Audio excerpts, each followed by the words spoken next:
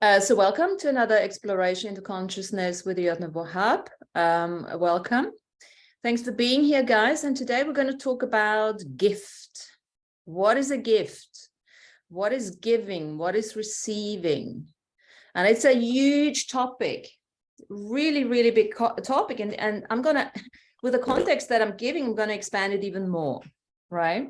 Because I'm going to look at the gift of giving and receiving from an energetic perspective, from a flow perspective. And then what comes to that is obviously the current, the currency.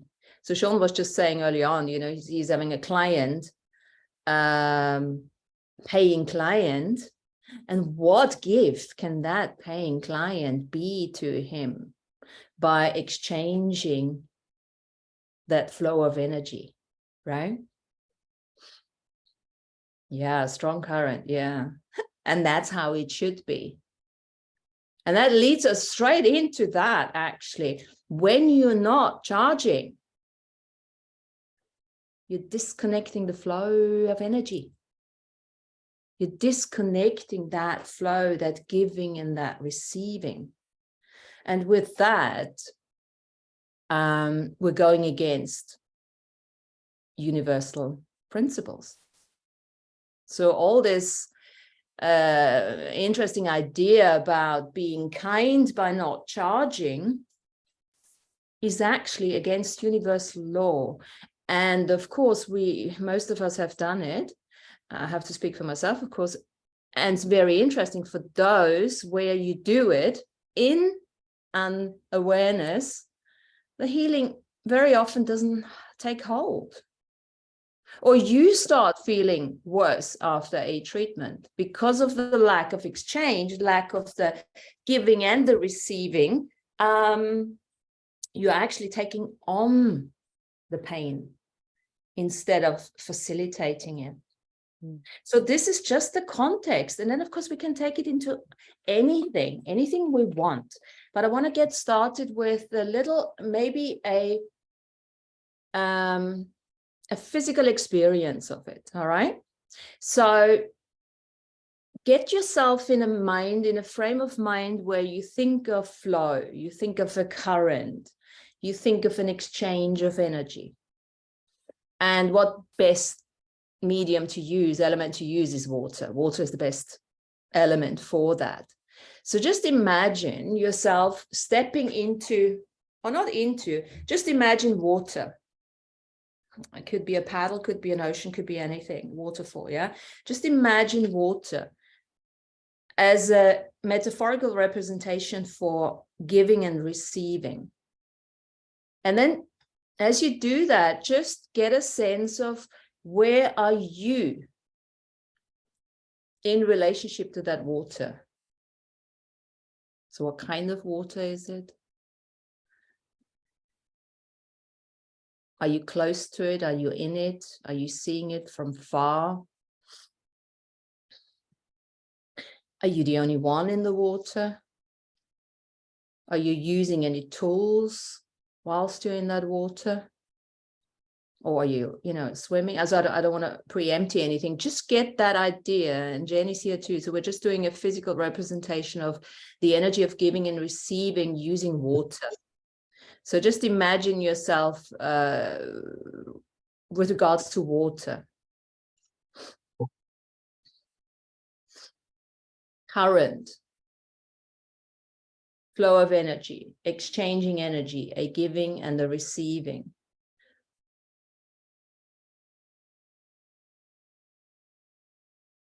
And once you got that, let's start talking about that.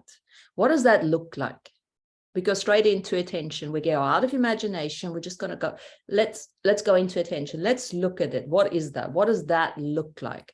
What does giving and receiving look like from a perspective of flow, if we are related to water? Who wants to kick it off?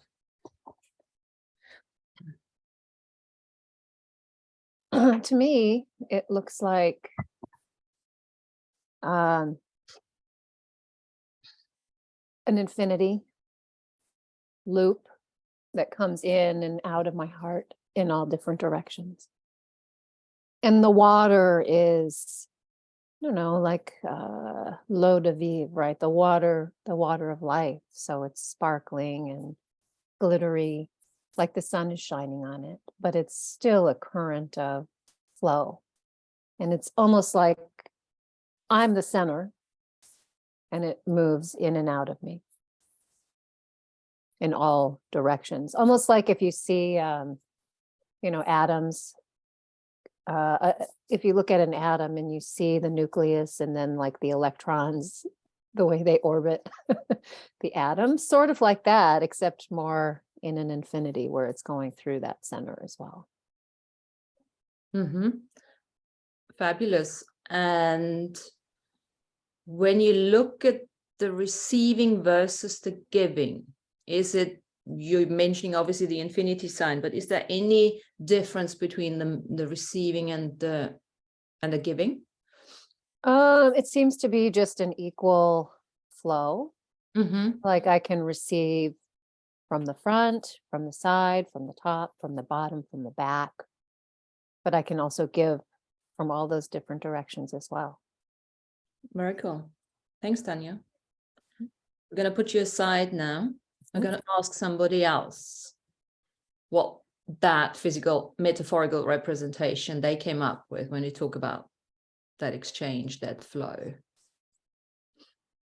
Jen. I pictured myself floating down the stream, and I just kept feeling like flashes of blue kind of go up me, and I emanated love out into the water just to kind of charge the water with love. And I just felt like it nourishing me as like a response back. Mm-hmm. Are you, as you're going down that stream, are you in a boat or? No, I'm just floating on top of the water. Floating on top of the water. Mm-hmm. And question to both of you, Tanya and Jen, are there any people around you as you're doing that? It's just me. Mm-mm. Okay. So with Tanya, it's going to be easier. Tanya, I want you to reverse the flow. And I want Jen to reverse the flow as well. I want you to swim upwards.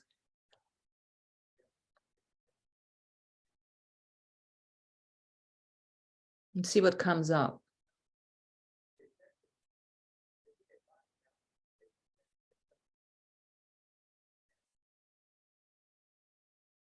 I mean, it's hard to reverse it because it's kind of going in all directions anyway. Mm-hmm. Yeah. I mean, there's an awareness.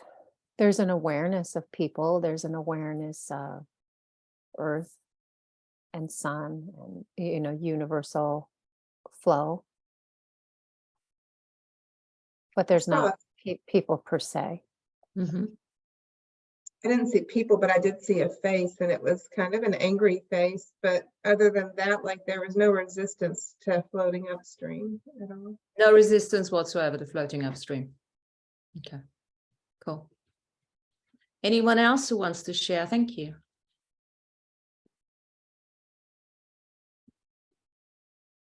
Mary. Yeah, I will. I think I'll share it from a dream that I've had recently this week. And I was crossing a stream, which was also a river, but I crossed it at the shallow point, and I was accompanied by a lot of children, and I was conscious that I wanted to ensure their safety as we crossed.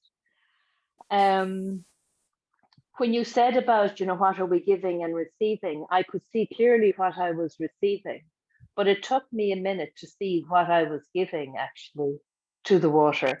It felt like it was all receiving. And I thought, there must be something that I'm giving.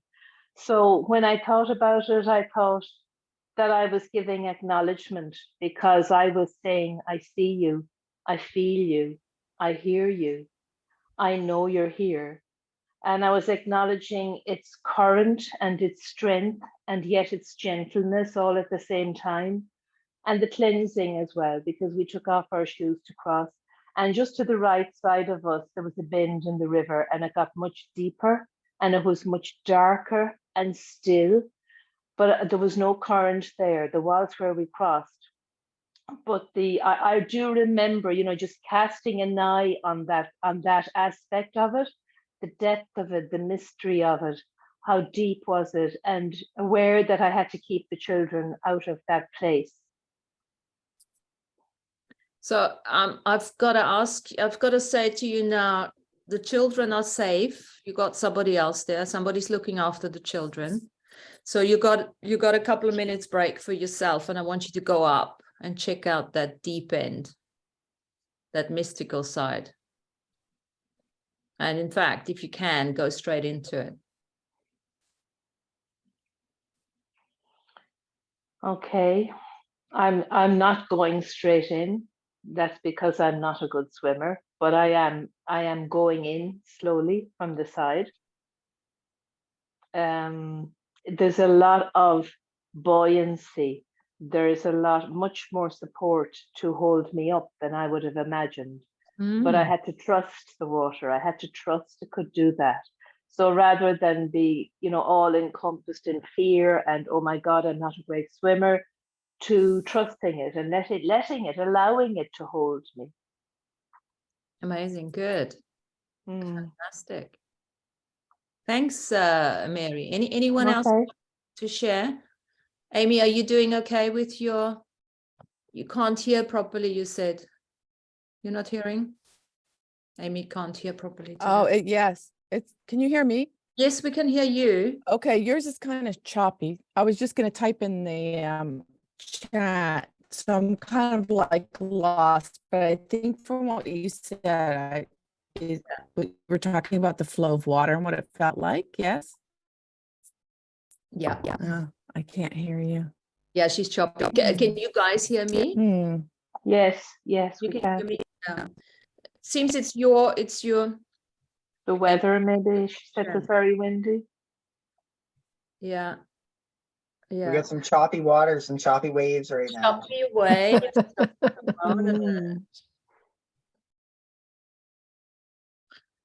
Lana, do you want to give your experience? I don't know what you're talking about at the moment because my internet just knocked me out. So I'm just gonna stay quiet for a little bit. Okay. So whoever did look into it and has a voice through the electronics here, how does that give you any insight for your receiving, for your giving, and for your receiving?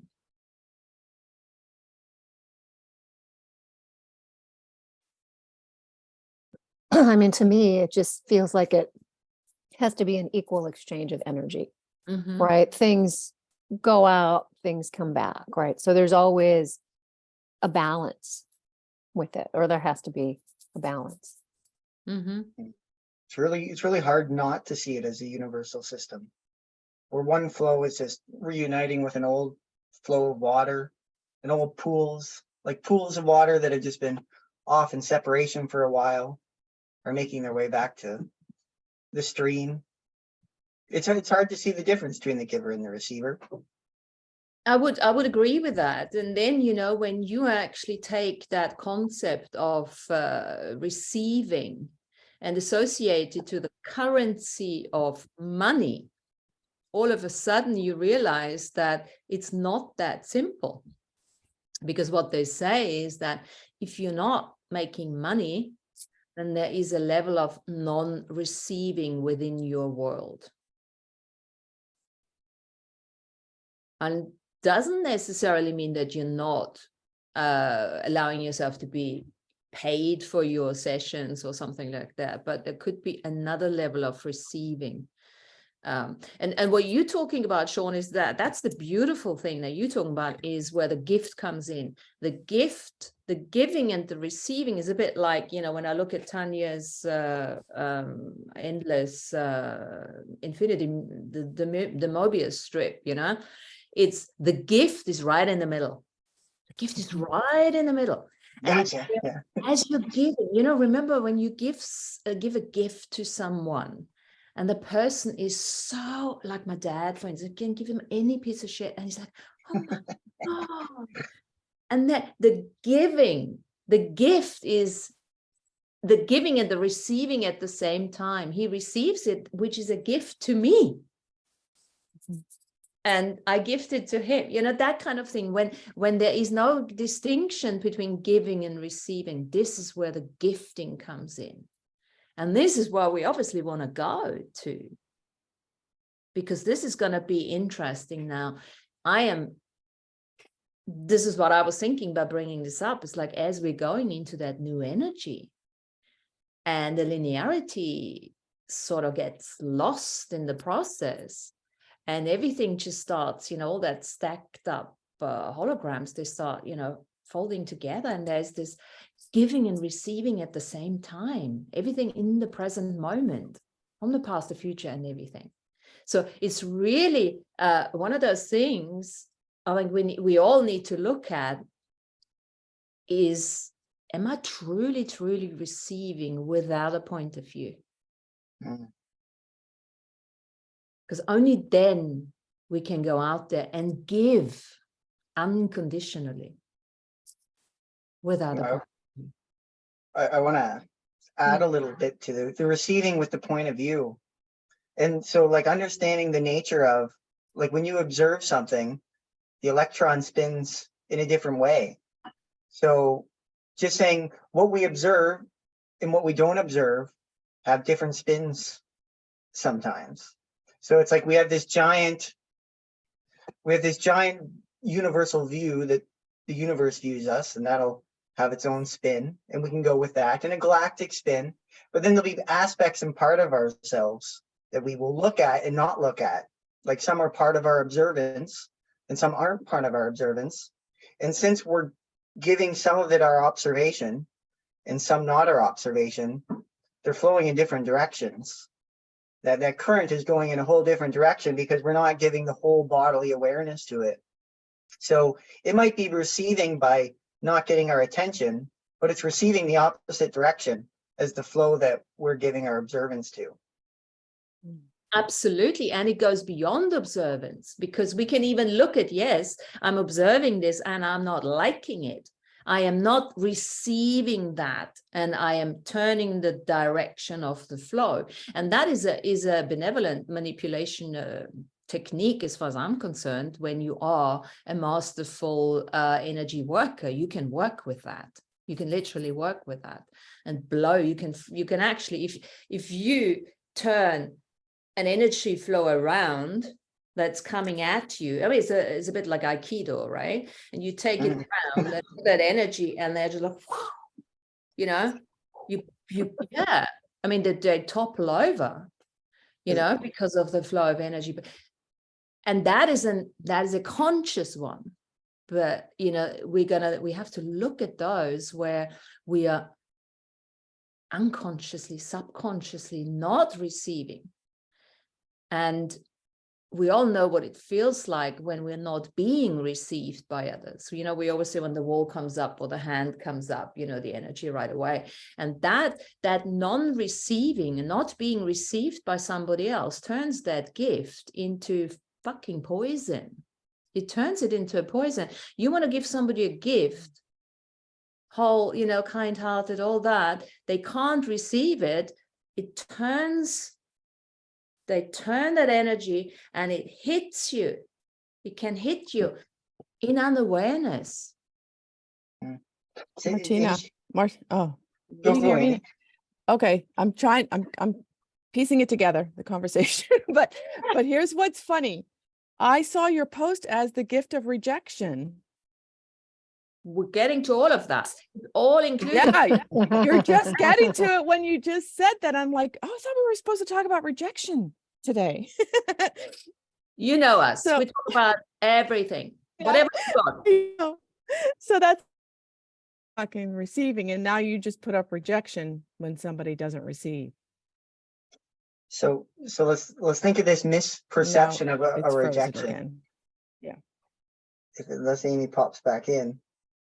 Because you're looking at someone and someone's presenting to you their illness as their point of view.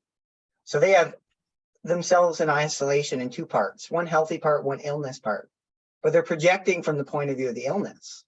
But you look at this person and you see this person as an integrated whole. And as you see them, you're seeing this wholeness. You're not looking at their illness. And that person gets really upset and feels rejected because you're not looking inherently at their illness, which is flowing one way. And you're looking at the universal flow of them flowing in its general direction. And that they can get upset with that because they can feel rejected because you're looking at the flow, because they want you to see the flow of their illness, but you're just not seeing it that way. So you're not observing it, so you're not giving it its power. It's not spinning the same way that they want it to. Absolutely. That would be like Amy, you're bringing up the rejection is a slightly different thing to what I posted, but we'll get to that too. But that is that kind of rejection of, hey, you're not seeing me. And of course, now because we're putting everything into a multidimensional, container here, it doesn't even have to be sickness and health.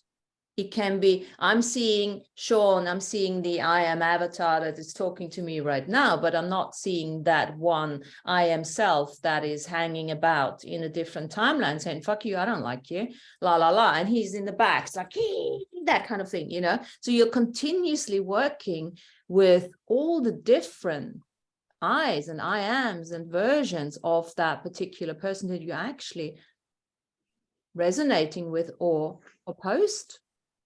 Right, because when you think about it, like our unseen world is still seen by the universal forces. Like the universal forces see our unseen. They're in the same realm, so they each affect each other with their observance. So it's like training ourselves to see that unseen world.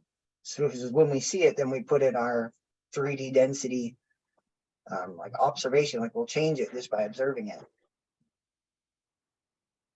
And like it's different, it's interesting because each collective, every idea, each collective of people, each collective of ideas will each have a different effect on what it's observing and what it's not observing.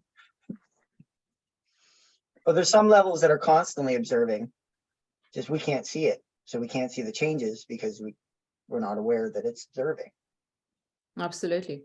And I use the example of money again because it's such a beautiful example for currency, for receiving, for the flow of energy. And since we've gone straight into the multidimensional aspect, it's like every single one of us is a representative of their soul family to a certain extent. And of course, when we talk about our path charts and avatars, that includes our ancestors and our soul families and our, beyond the biological family. And if you just think about it, some people might have an issue, they're not making any money, they're struggling with money. And you would work with them and say, okay, so what's your limiting beliefs about it? I'm not worth it. The usual shit, I don't deserve it and that kind of stuff. And you can actually, these are all points of views of certain eyes, of certain shards. But then there comes a stage, where you still, I'm not, I've cleared everything that is consciously, because you're so stuck in a soul lineage that is so against money. And this is not something that is unusual if you think of all the religious connotations of all that stuff that we've been through. And lots of people go into like, oh my God, there's something wrong with me because I'm not making money. And it's got nothing to do with you. It's actually really for you an invitation. And that's the gift again. That's the gift again to say, okay, I gotta get out of this soul lineage. And this is actually something for us to really look at, because free will allows us to do that. And so many people have issues with their biological families, and that as soon as they leave, they think, okay, that's where it stops. It doesn't stop there.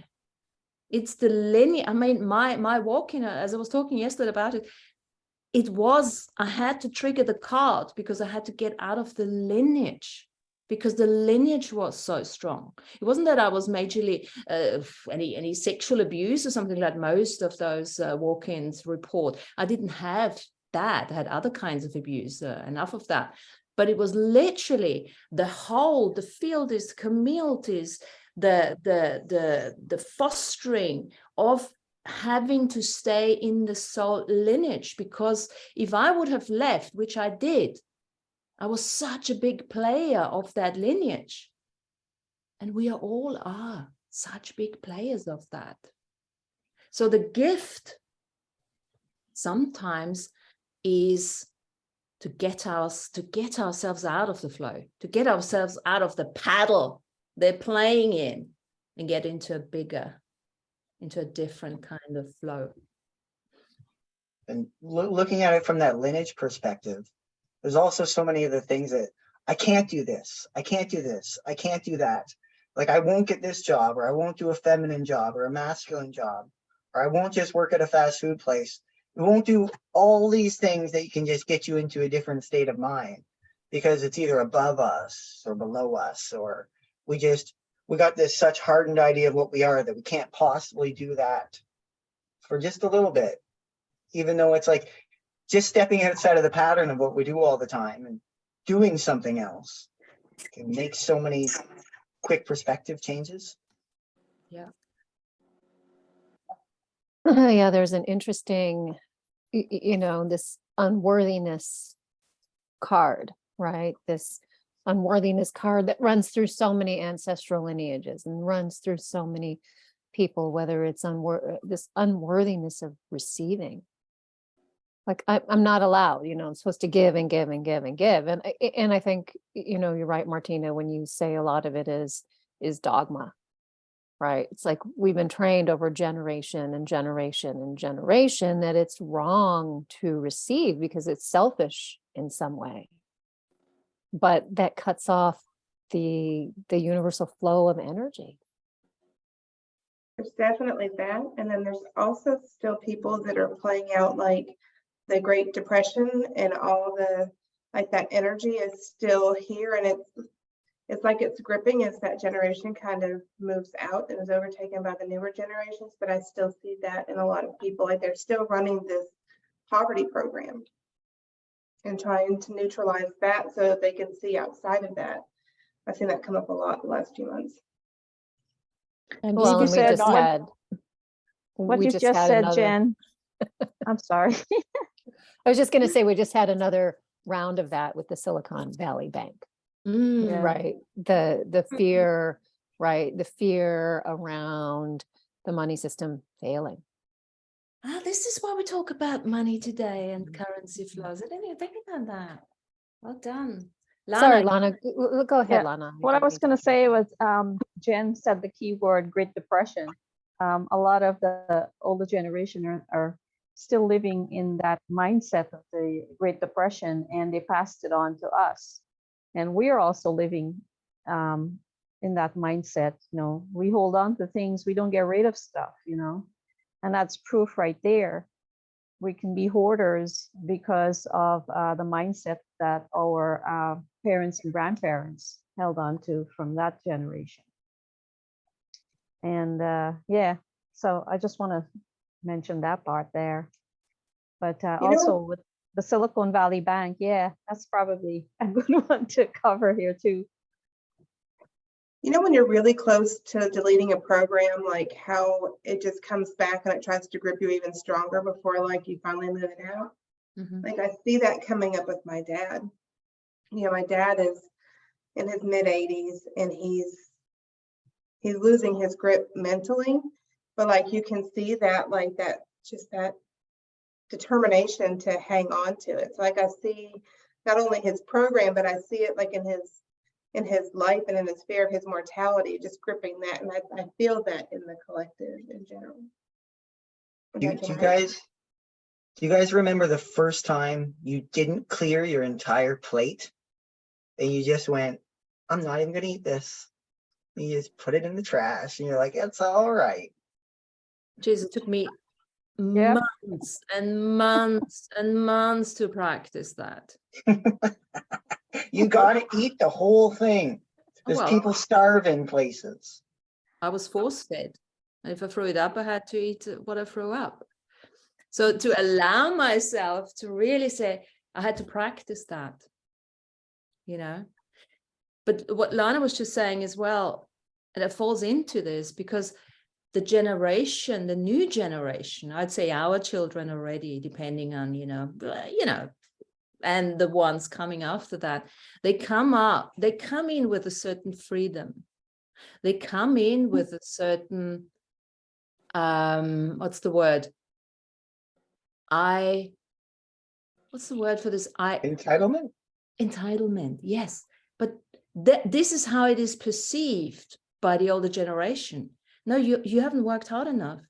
You can't ask for that. They're taking things for granted, you know. And as they come in, and this is interesting, again, back for the Sean, what you were saying with the energy, they're coming in with an energy, taking things for granted. They, you know, it's like a baby. I was writing in the book, a baby wouldn't have to give love back to the mother because, you know, she suckled on her boob as a thank you because you fed me. It's guaranteed, you know, it's supposed to be that way. That doesn't have to be like a thank you even as such.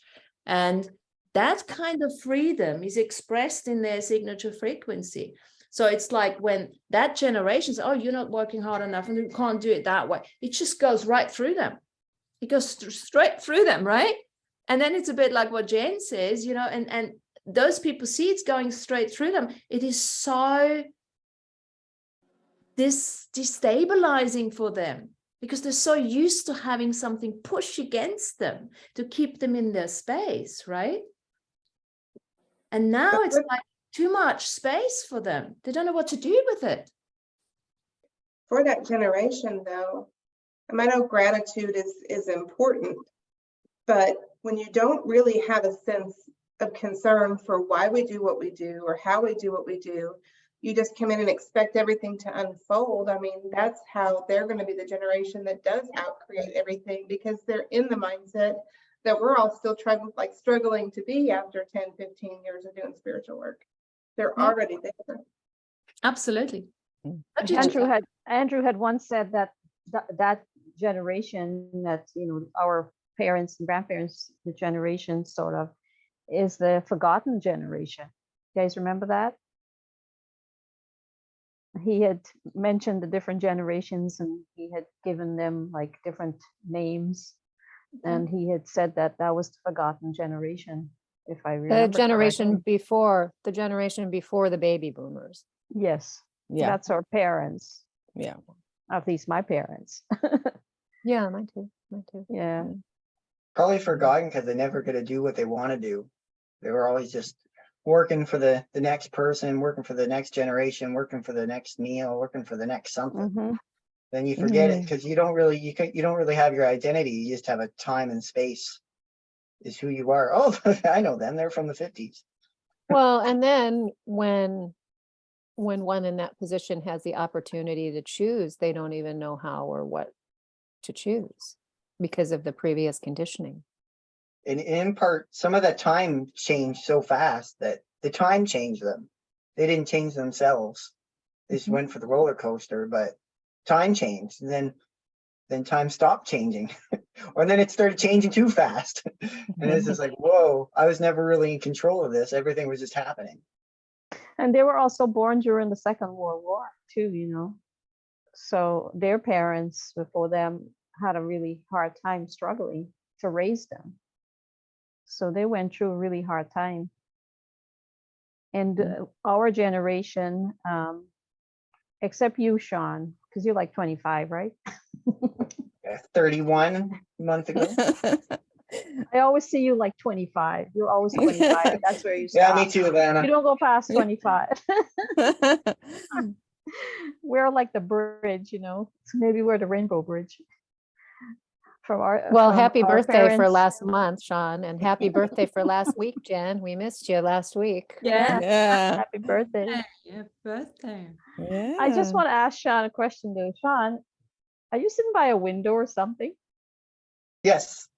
I changed everything around, my whole house around. And what you're noticing, Because, I got there's a little light. disco ball with mirrors Okay. hanging from a bird Okay. feeder. And it says, All right. Love it. That's what I've been seeing, those things flying around you all the time. Yeah, the little disco ball. They're Beams of great. light. Beams of light flying out of your head. Yeah, flying I around mean, you. that's me. That's just That's what I charm. do. Just charm. I I have- was having a, Oh. go ahead, Amy. Oh, no, I was just going to say something when Jen was talking about and Lana with the generation, right? So once, and this I have experience with my husband because his dad was born in Croatia. Like he came to America when he was 8. So he had his father came over first and then, you know, made it for the family, made enough money for them to come over. And so Dave definitely took on, my husband Dave, definitely took on that I have to make as much money as I can. I have to be like my dad. He was successful, so I have to be successful and I have to make all this money and blah, blah, blah. And then but he's always in lack. Like, I don't have enough. It's hoarding, just like Lana said, it's like hoarding of it. So it's like, I try to balance it in a way. I'm like, well, I'm going to spend it if you're not going to, it's kind of like, if you're, so it's kind of like, where, and then it's the lack, and then it's like what is it that people can't just say there is enough? Like the abundance is there, it's always going to be there, no matter if you don't, whatever you think is enough and whatever other people think is enough. Does that make sense? Like, Yeah. I was thinking of like what was the word? It went out of my brain. Just, I'm not sure. Because it can be difficult in relationships when, it's like, it's very difficult to say, like, how are we going to, people don't talk about that before they get married or live together. It's like, you don't discuss money issues. Like, how are we going to do this? But I don't know why money came and then the hoarding of it. And then how do you get over that hump of like, we have enough? Like the receiving, like he worked so hard. So you're receiving that money, that paycheck and everything. And then not to be able to receive it and love it and do something with it. I don't know. That makes Amy, sense. Do What you is think that? there's a relationship to just the people not actually doing what they want to do, or not actually doing their passion and just working Yes, because my they kids have did the to. opposite. My kids are the opposite. My kids are artists and they pay their bills and do their thing, but they're doing what they love. Where my husband, I think, just did as he was like, this is what'll get me here. This is what'll get me here, which is great. And it's beautiful. And Sometimes. yeah, I appreciate everything that he's done, but it's just, you still see that. I guess I'm feeling from him like that, oh, I wish money doesn't make you happy. People think, it's not like it makes you happy. It's just, he's getting better, but it's like my kids are showing him, they're right in his face, like, you should be working harder. You should be doing da, da, da, da, da. But, they do their own thing. It's the new way. Look at this $20 toy I just bought on a whim, Dad. I know. Cringe. I know. Just Yeah. Loves curious, it. has he done the revocation for the banking system? No, he doesn't even know any of this that I do. I He loves I it don't that know I if you do can it. get him, if you can get him to do it, or even just do it with him. And I whisper it to him. I'll tell you, when I did that revocation for the banking system years and Yeah. years ago, but it totally shifted the way I thought about money. It was like, it cleared out the ancestral programming, like in an amazing way. And then all of a sudden my business I started receiving, Yeah. more easily. So, and that was years ago, but still, still, I do it every time I write a check to the government, Yeah. to the treasury. But I'm thinking it's the projection that I felt, because we got married young, very young. So I feel like it was that projection on him, on me, because I never was like that. So it's the projections too, right? That we can feel from partners or husbands or wives, You and reprogram you, Amy. yeah, it was. I think Yeah. Lana, it's correct. It was a program that I didn't even know was happening. And yeah, That took makes it on. that makes sense. I mean, So let me What? ask you something, Amy. Let me ask you Yeah. something. Yeah. I Is he- said that makes sense because they say that tell me whom you are and I'll tell you who you are. we, Yes. we are You know, a change, even though we don't know that it's it's internally it's changing energy. It is, but let me just tell you something. He is very gracious with me. He doesn't question anything. He doesn't do, it's just, I would like, and that's not right of me because that's his journey, but it'd be cool to see him do it for himself, instead Yeah, of but always like, it's that Mhm. giving. I'll give it to you, but I'm not going to receive that. yes. Well, maybe it's his time will come when he absorbs so much from your new changing Yeah. of who you are that he'll be automatic effect. But I think the bank revocation would be good for me Yeah. to do, and Yeah. it kind of may just even things out. But Yeah, exactly. yeah. It's very cool that you're talking about that. I'm sorry, I came a little late, but however, we had all the book. We read the book in our book club about outliers. This guy became very famous with that book, and he was like a request, like a whole history path for 400 years back in our history. And he's like a trace, generation in different cultures and different areas. For example, here in United States, the Smoky Mountains, how those people brought with all that tradition from Europe, and they're still practicing the same thing for 4 generations. And it's make me feel, oh my goodness, how things go together one another. And then generation that came for suffering, lack of money, and starvation, and they still, even though they had the possibility of more income and more financially freedom, but it's still something inside that make them feel limitation, Mhm. that they are not open to enjoy even life. Because they had to save all time because for the raining day, Or the grandkids or the great grandkids. Yeah, So, but guys, what if that is their joy? I know, Martina. The gift is in the giving, and the gift back is in the receiving. Mhm. Some people are natural providers. Mhm. And by him making sure that his family, you, Amy, and the kids are provided for, it's the biggest gift you can give him. Mhm. All the question is, where am I not receiving him? Because as soon as you start receiving him, and you got to spend his money. Mhm. That's, am. no, seriously, it's the best gift that you can give him. I know, Yeah. wackadoodle, but Mhm. so many people. Yeah. And Sorry. that is the kindness of Yeah. many men. They just want to provide. Well, Yeah. it's just like you said at the start, just Yeah. about like you giving your dad a gift, and he's like, "Whoa, this is great," and it's just like the gifts and the receiving there. And I speak from experience. Mhm. More, I'm not a good spender at all, but at least I can receive. And when you start receiving that with a different joy and pleasure and gratitude, and take it for granted, but don't take it, you know what I mean? They start earning more because that's their purpose. That's their joy.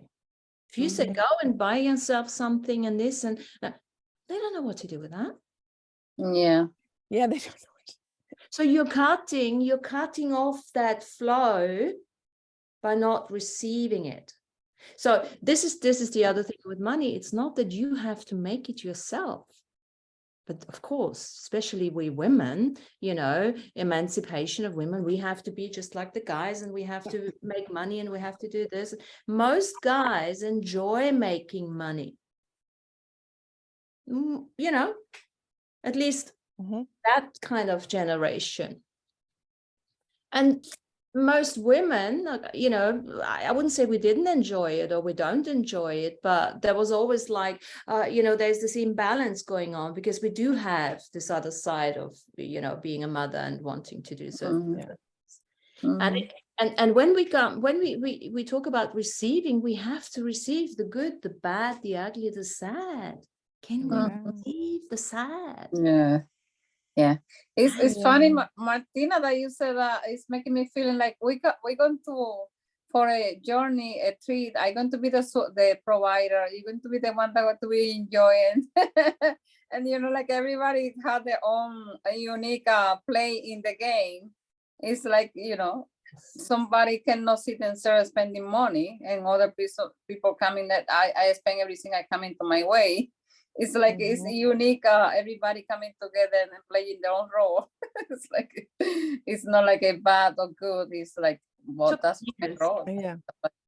It's like a you're reminding me. It's like a guilt, feeling guilty of spending the money. So I was just thinking that. when say for example, women who do not work, and then your husband works, right? And the money comes in, and you're feeling, oh my gosh, I didn't work for this money. I feel guilty spending this money. But you know what? You as the woman at home, you're doing a lot of work. You're not getting paid in money for that work that you're doing, but you're covering a lot of stuff every single day, especially if you have kids and things like that. And you have to take care of them, take them to school, bring them home, whatever. It's a job in itself, and you're not receiving a paycheck. So why should you feel guilty spending the money? I know. That's like a 3-time job. It's like a 3 jobs in one. The one you're there, mother, wife, housewife. Beyond paid job. I got hooked in. I got hooked into this Netflix show, this Japanese TV series called The Full-Time Wife Escapist. And this young 25-year-old, my cousin said, you have to learn the dance at the end. There's a goofy dance. And she's like, we'll do it when you come. But it's this 25-year-old Japanese woman who has gone to grad school, gone to college, can't get a job. And so she ends up working as sort of a cleaning lady, sort of like a house helper for this really, really repressed engineer, really geeky engineer guy. And so they enter into a contractual marriage where she gets paid for housewife duties. And then, they split the expenses. And so they both calculate, like how much the salary, if she's cooking and cleaning for him every day, like how much would that salary be worth? And that's what she gets paid.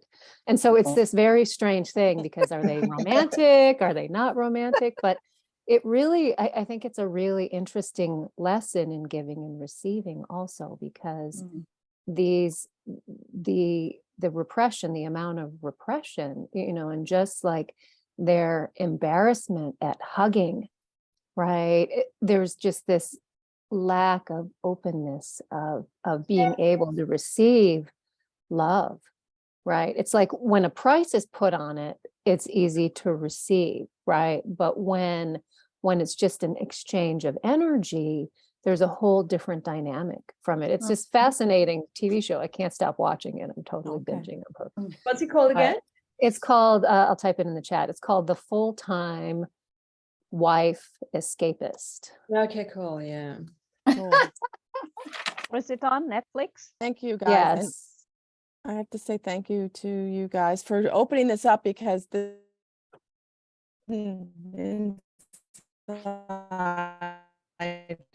Oh, you're breaking off, babes. You're breaking off. I don't know.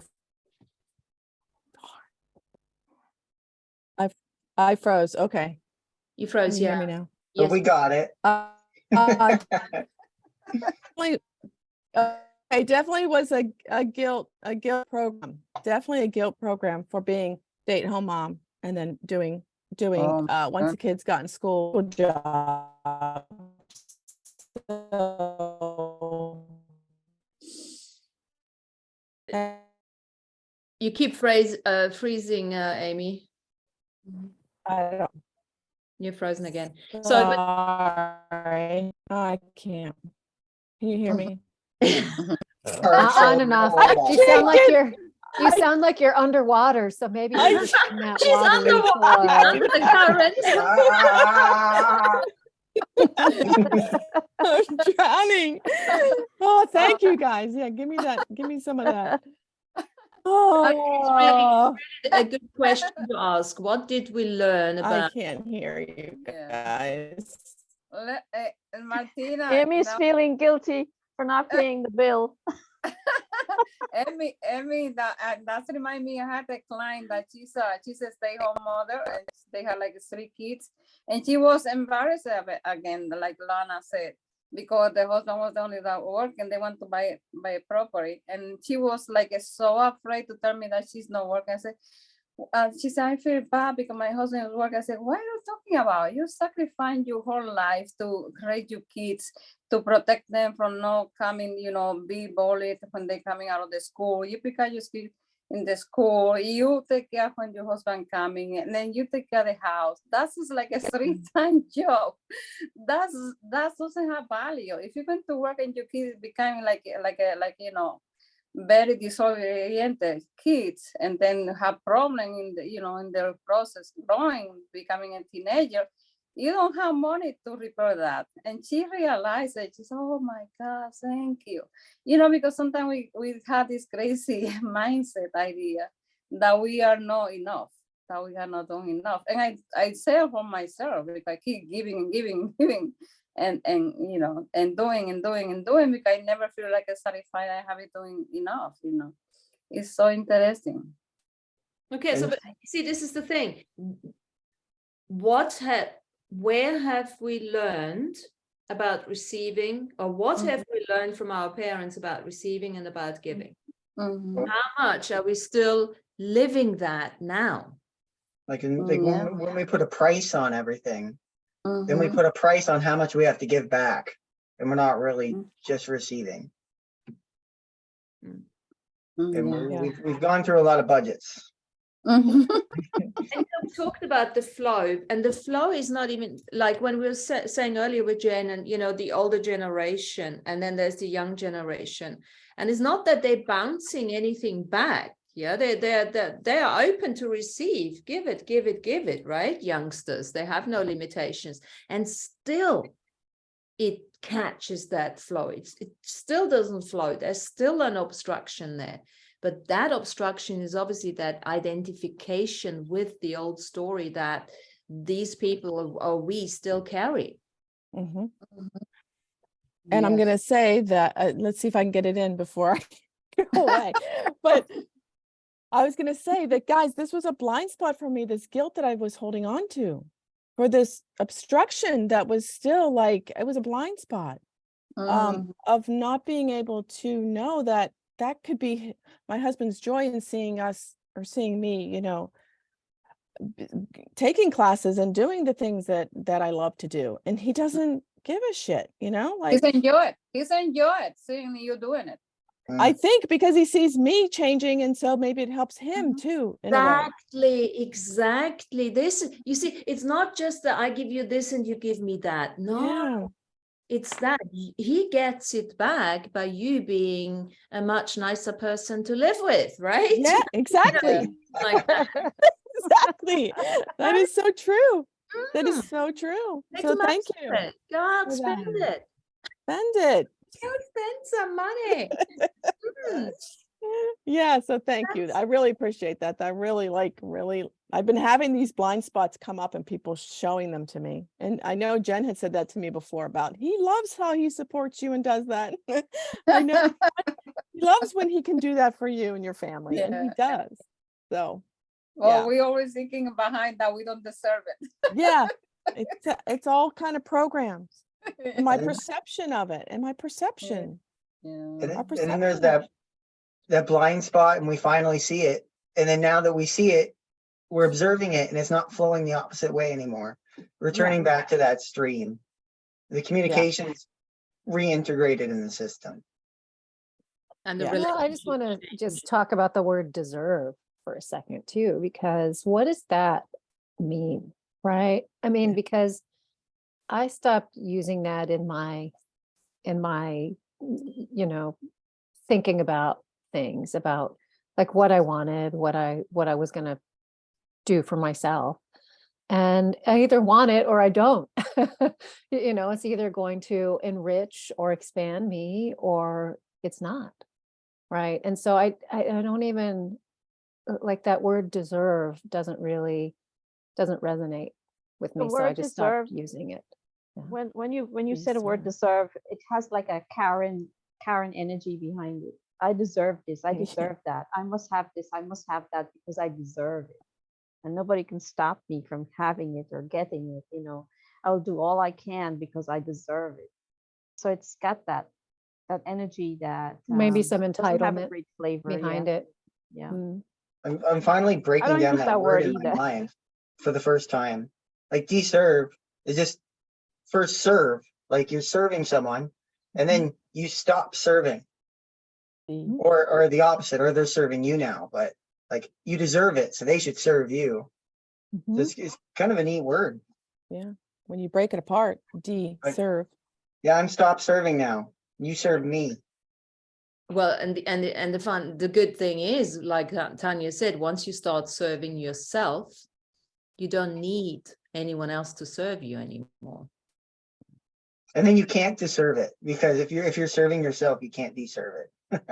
If you're deserving it yourself, or if you're serving yourself, you can't stop serving. If So you you take can't the deserve word it. deserve and you blow it out, take the word deserve and blow it out beyond your house and everything, it can't exist.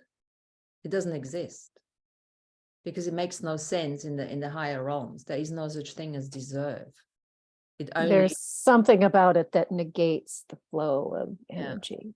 And maybe it is the D in front of the service, it right? is the- Because it's there's this energetic service to self and also service to others. exactly. But also within that service to others, we're also receiving service. It's got that energetic similarities to victim. It's it feels but it's the same. I am worth it and that kind of thing. But these are the old paradigm sort of limitations, limiting beliefs, programmings and stuff like that underlie so many of our limitations and our limitations not to be able to receive, because receiving doesn't just stop with money. Obviously receiving is everything. If there's anything, if you go into the lack consciousness, that is somewhere you're not willing to receive. And usually it's, I'm not willing to receive the negativity. I'm not willing to receive you being stingy. I'm not willing to receive you wearing this, that kind of thing, which is prejudice, which is bias, which is judgment. So it is connected. If you can't, if there's something lacking in your life, then you're not fully receiving. And then, of course, there's this other thing, you know, when you are a compulsive giver, look at it from that perspective. If you're a compulsive giver, you can't receive because you're compulsively give. There's nobody can get close to you to give you anything. That's true. So that's the other thing. You know, if you're not receiving, stop saying I'm not receiving, and look at how much are you actually giving, so that there's no way for the energy to even flow to you because you're continuously giving it out. So I have a question. So when you're giving, right? So you're giving. Would gratitude from the person receiving be, in a sense, return of value? Gratitude, and I like what Tanya said, because we are in this huge out creation phase, but we're going to put this to the side. Gratitude is becoming a word we won't need anymore. Yeah, but in this, I think we can carry on using it for quite some time. And what you're saying, Lana, is gratitude cancels out the judgment. If you are, it's not necessarily replacing it with something, but it just cancels out the judgment. Because if you are grateful for something or somebody, then you can't do both. You can't judge somebody and not be grateful, and be grateful. So No, what I'm saying is that if I give you something, for example, right? I give you, let's just say you always like to talk about my bread. So let's say I give you a loaf of bread, right? yes, And you say thank you to me for that. That's gratitude, right? Would that be an exchange of value in a sense? That's my question. Well, it could just be me being polite, saying thank you very much, I'm grateful, but mean nothing. And you're still left there with a lack of Emptiness, the empty exchange. or I don't say anything, because like with my dad, he would probably not say anything, but you would see he feels so uncomfortable because, and you get the sense of, oh wow, he's overwhelmed, that kind of thing. So it's more, I think, an exchange of a sense of feeling, or that kind of thing. What wouldn't that feeling be? Let's just say somebody is really appreciative of something you give them and they say thank you. Then that would be like a sense of love, appreciation. That would transfer to you as a exchange of a value of love, wouldn't it? Yeah. If it's coming from the heart, yeah, absolutely. Yeah. And you see, we talked about gifting before. So Lana, the way I've come to know you and the way you make your bread, it's you give it and you have an instant exchange because you just love making bread. If somebody takes it and is genuinely grateful or says thank you, then that's the deal. Yeah. That's what I'm saying. Yeah. That's still an exchange of value because they're appreciative of it, and it's transfer in a form of of the love within the thank you. Yeah, of course, you rock up every Monday, say, hey, where's my loaf of bread? And thank you so much. I love you so much. Yeah. That's a mistake. And you can feel it when the people say thank you away from the heart. That's really appreciated. You can feel it. Right?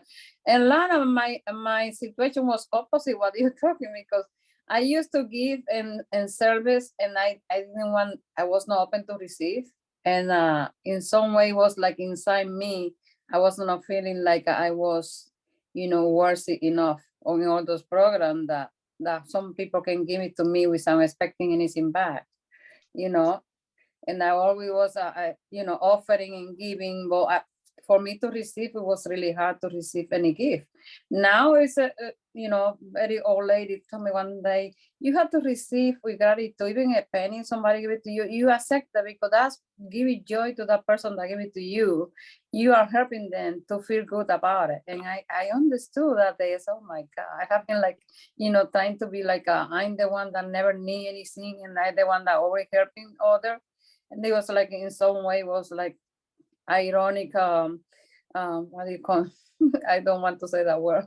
Anyway, it was like a stupid behavior because when the world I was giving and not able to open my heart to receive, it was kind like a sabotage I had inside me. And then I understand now when people give it to me, I receive it with a lot of gratitude. And I don't feel obligated to do something else for them. That was another program I have. If somebody do something for me, I have to do something for them. Or if they give to them, I managed to avoid that. Thank God to all the work I will have been doing all together, and with Andy and all you, and was working for long years in that process. It's that crazy thing that if you give somebody a bread, they have to bring you a cake or something like that. Oh, that is such a program too. What about if you're a volunteer somewhere, right? People volunteer, like for example, soup kitchens all the time. Yeah. If you're a volunteer in such a place, you're giving constantly of yourself by being there. You're volunteering your value. What do you get in return? Or are you expecting or not expecting something in return for that value that you're giving out? It's the joy that you receive when you are giving without any expectation. Smile. a Mhm, smile back. So Yeah. it's all a gift back. It's an exchange of value, really. That mhm. smile would be the value you're receiving back. Yeah. It's not just in the form of money. It's so many different things in a multidimensional layer that is a return of value. And Well, and the energy behind it, right? Are you giving in joy? Are you Mhm. giving because you want to, or because you think you have to? Or Yeah. you want, Because you that's want those are something. both very different energetics. Yeah. Mhm. I'll give the example for that. That's like very common. Because like if you go out to that soup kitchen and you're doing it because you want to give, usually that person's really happy. But oftentimes they go out and do it in groups, and the person feels expected to go do it with that group to help out, like it's some sort of club. And then you see them, they've been doing it for the last 40 years, and just because they're kind of expected to, and they get that kind of like disgruntled Mhm. behavior. Yeah. Usually they're kind of this brusque old woman, and it's Yeah. just like it's like whoa. Here's But your then one of her dinner. friends is really cheery. They actually like doing it. Yeah. But I think when you do it in service and it is aligned with your soul's purpose, then that's where the gift is for you, because you're doing so. Every time you're doing something, I mean, look, we're doing this. We're not the exchange that we're having, but doing these shows, there's no monetary exchange. We're doing it because we are enjoying it, and it's our vocation, and we're having fun with it. So that is the exchange. This is where the gift is. The gift is between, and of course, if there are people coming on and people making comments afterwards, that is the receiving bit, that makes it beautiful as well, Mhm. in addition to that. So let's move beyond that giving and the receiving for now. And let's look at what did I post? What did I say about this rejection? How can rejection, you see, this is receiving rejection, or, like Mr. Bean got all these years. So what was the gift in that? How did he turn this rejection into a gift? I'd Sure. say change. The word change. When you're rejected, you feel like, okay, then I have to change something. At least internally, that's how I see it. Mhm. As rejection can be a change, like Mr. Bean, rejection all the time. Okay, maybe we had to take a little checklist here, and what's happening. There's something that maybe I need to change in order for me to go another way. So Yeah, I see like the change of direction. It's like one door Yeah. closing and you have to. Right. Right. And for me, it can be that I'm offering something that the person that receiving doesn't need or doesn't want it. And I'm forcing myself to trying to be nice or accomplish, something. And then the person is like offering her to somebody that doesn't need or doesn't want it. It's happened sometimes like that too. So Yeah, like, Go. just gonna call it like rejection is like a potential for change. And Mhm. often it's a potential to change to get us out of self-denial or our own victimhood.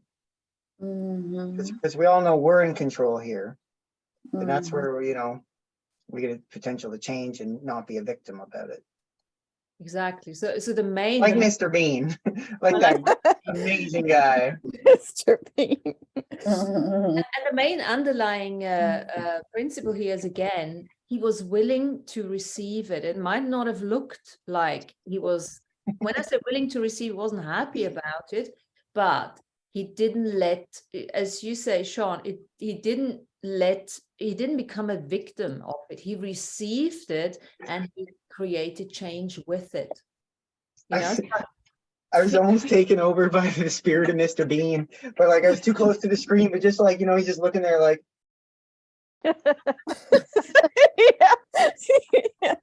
Yeah. puts it over here and, I don't know, some weird Mr. Bean thing, right? Yeah. Very slow and methodical, isn't he? So how good are we receiving negative feedback? Yeah. Oh, Sometimes good, sometimes bad. that's a big one. That's a big one. Can I just look? I looked up something when you said rejection. I looked up the triggers that happen. So there is like this fear of rejection that we have with us, the fear of being rejected, but it said something about there's three things. There's external trigger, which would be like, you did this wrong. And then there's what you perceive. Oh, I must be stupid. I must be an idiot. And then there's the internal, or they must think I'm stupid. That's the perceived. And then the internal is I must be stupid. I'm an idiot. So there's like these three things of rejection. So I was thinking, well, how do we just, erase all of that? So you just said something. There was an external stimuli. Yeah. And then there was a perception. Yeah. And then there was the thought, I'm stupid. What I would do is I would look at the stimuli number one, and then I would swap the perception with the thought, I'm stupid, because the perception that I'm stupid is a result of the thought that I'm stupid. So I'd go into get rid of the thought, reframe it, delete it, and then the perception disappears at the same time. So the perception is always a result of an underlying thought. Okay, but do you remember like the feeling in the body when someone said you did this wrong? Sure. And then I'm like, oh my God, why do we say they must think I'm stupid? How do we know? Mhm. How do we know what they're thinking? Probably not even thinking that I'm stupid, but then internally I'm saying that's stupid. I'm stupid. I can't do this. Can You I know, ask you it's like a- guys? it's like a body reaction to rejection. There definitely is a body reaction to it. Mhm. I think as well that sometimes rejection is tied in with fear of abandonment. And I think that Mhm. that's the underlying kind of current thing that we're talking of currency today that might be running under that rejection. It's that fear that I won't be liked, I won't be accepted, I won't be part of the group. That's a very big fear actually that's underlying rejection. And I think looking at Mr. Bean and what he did with rejection, he actually didn't abandon himself. And I think that's why he was able to turn it around. He found himself in spite of all of the rejections that he suffered as a young boy. And he even actually took it so far as he actually started to make it fun out of some of his own shortcomings, his looks, his stammer, different things like that. So it was like, I think that's the ultimate kind of way of dealing with it in a way. It's like, I can actually laugh at my stammer. So there's no point in you laughing at it because I laugh at it too. So it's not going to hurt me. I'm already there. I know I've got a stammer. It's like it was like checkmate kind of time, with him. But I do think that fear of abandonment is huge in it, and it's how we actually don't abandon ourselves in it is how the reaction that we really kind of is really positive in dealing with rejection. Oh, I mean, love that. I think some of it is also miscommunication, right? Oh, Because it may be, I yeah. can say like, oh, no, right? But what does that mean? Why? So I just am thinking of a situation where my husband was having a whole bunch of people over for, the Super Bowl and all the football season. And he was moving the house around, and I always get a little, my feathers get ruffled when things get moved around like that. But I have, a big crystal like in the corner of one area of the house, right, that sets up my energetic grid. And he's like, oh, I want to put the TV in that corner. And I just said, no. and he got all, Gotta his go feathers there. got ruffled. And because he knows this, right? But I, for me to have to go back and realize, oh, I should have just explained, please don't put electronics right there because it's, the base, like the portal to the center of the galaxy where, where the crystal energy like creates the grid throughout our whole property. So I don't really, think it's good to have, sports broadcasted from that point. It's the So, Super Bowl, just honey. going back and yeah, exactly. But it's a Super Bowl, but so he put the TV somewhere else. But, for me, I assumed that he knew why, but he took that no as just like a hard rejection and, a sign of my own like rigidity, right? So there was a whole energy exchange that happened around that. But if I would have communicated more clearly like why I didn't want him to do that, he wouldn't have felt rejected and gotten so angry like he did. Yeah, I agree with that, Tanya. Mhm. And I think that it's the way that we communicate that actually leaves the voids and leaves the gaps where people just don't kind of get what exactly we're saying. And it leaves that space open for them to feel maybe bad about themselves. Whereas if it's delivered clearer, it avoids that. And I mean, Kate, I know that we're going towards this energetic telepathy, but we don't get it all the time. Not there yet, no. No, Not yet. no, Not quite no, yet. Yeah.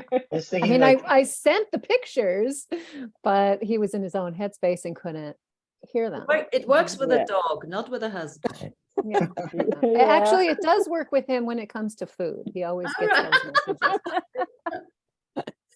I was just gonna say, like, kids feel rejection the most, and like he's just a big kid at that moment in time, moving the house around, getting all excited, getting the snacks out. Mhm. Well, Mary, Yeah. I have to ask Mary a question. So is this where all our perceptions get misguided and misinterpreted as a children? Because kind of that's where our perceptions start. Mom's yelling at me this way, so it must feel like this. And then it's going to feel that for every time everybody talks to me that way. Yes, and mom is yelling at me this way, so mom won't like me. So if mom doesn't Yeah. like me, then I'm not going to be part of the pack, and I mightn't get the same attention as everybody else. So it's that fear, and it is a very primal fear. Yeah. And Yeah.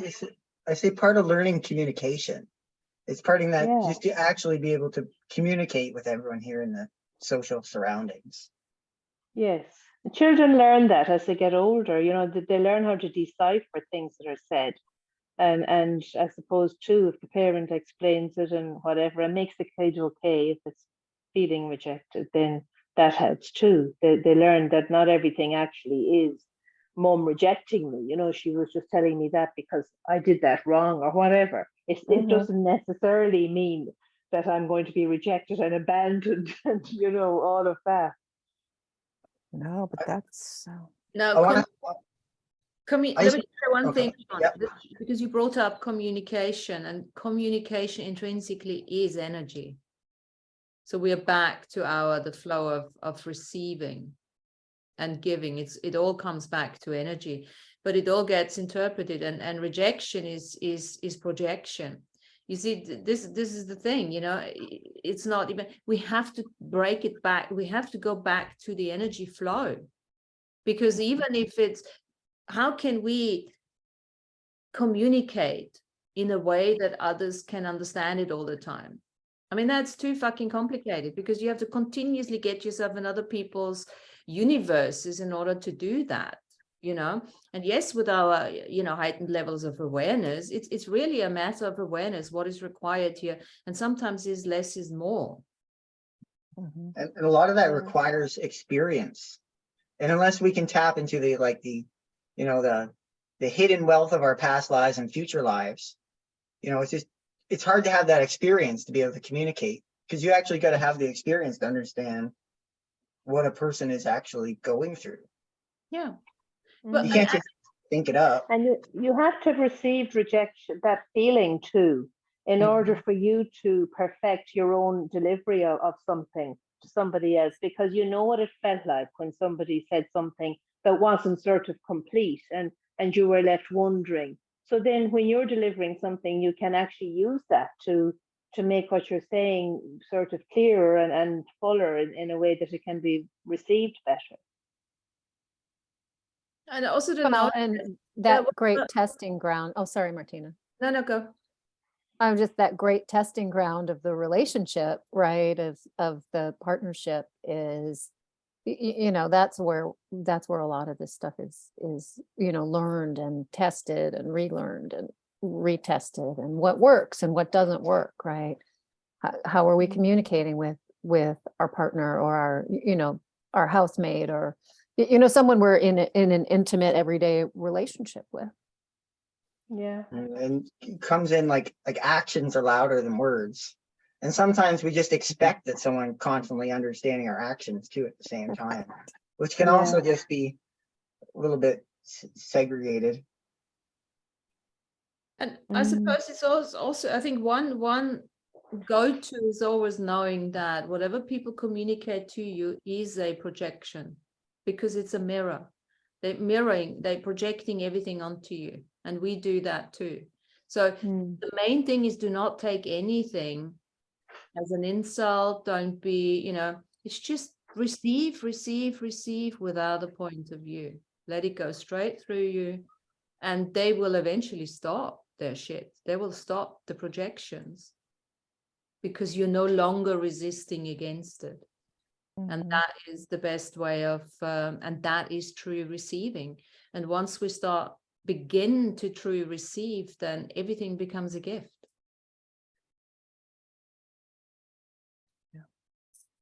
I have a scenario, and I want to ask you guys like a feminine, if you can provide a feminine example, or if you guys have experienced it as well. But this is a certain scenario. It's almost like a rite of passage that traumatizes millions of young boys and young men throughout the entire world. and that's when your father says, "Hey, can you get this tool for me?" And you ask him what it is, and they'll get grumpy about it. And it's assumed that you understand what this is, but you've never been taught. And you come back with the wrong tool, and he's like, "Well, why'd you grab the wrong tool? This is the wrong thing. Like, how can you be so dumb to grab the wrong tool?" And you're just like, "I was just trying to help. No one taught me that this is different," or whatever it is. The Phillips and the flathead. Yeah, and then sometimes I'll just say, "Grab me a screwdriver," and then you get a screwdriver. That's the wrong screwdriver. Yes. Or it's like, "I don't know where it is. Like, find it," or like, it's just a mess. But So what's the question, Sean? have you guys experienced that, or do you have a feminine equivalent that's like just gets every young person at one time, and it's just like, wow, it gets everyone. Well, at least like a lot of people who have fathers that work with tools. It's like you're just expected to. It's something. How about I'm looking for a feminine expectation that you're just supposed to know, even though you were never really taught. Yeah. Sorry, Well, I Sean. mean, I think kitchen don't have tools. I don't have any experience like that. My parents were fairly nice. So sorry. And mine are nice too. It's just they still had that programs every once in a while that you just, and then it hurts you for so long until you're like, whatever. It is just what it is. Yeah. Well, I can. Let's see. But for me, when I was growing up, when I was a little, that if you have to do the bed and you're doing the wrong way, this is an 8-year-old and even doesn't know how to do a bed in the right way. Those things that supposedly somebody had to teach you how to do it. Or little thing in the kitchen that you have to grab it, or mix something. If you're doing some eggs, supposedly, you have to know how to do it, even if they haven't taught you how to do it. It's like really, and now that you said that, John, I feel myself, it's so many little things that there's those little, what do you call, orphans that we have behind our energy field. Because I remember like almost a couple months ago, I was doing a practice about something that happened to me. I asked the question, I wonder who is not happy with that, because I was feeling, some reaction energy in my body. And then when I saw this girl, like maybe 6 or 5-year-old, she was just scared in one corner over there. I couldn't figure out why. However, I invite her and I told her, listen, this is a different time. You don't have to be afraid. I'm going to protect you. No matter what happened, you are safe. Come with me. Supposedly in the exercise, you have to extend your hands. and you have to see the little kids or the little boy coming to you because they feel safe, because those are like a stacked energy that we have in time and space that is affecting our reality right now. And then when I managed to, show her so much comfort and security, I saw her coming to me, and I put her like in a cage that was like a white crystal cage, and I lay down with her. That was so strong. I had to manage for her to be secure to come in with me, because she wasn't like in a panic state in a corner.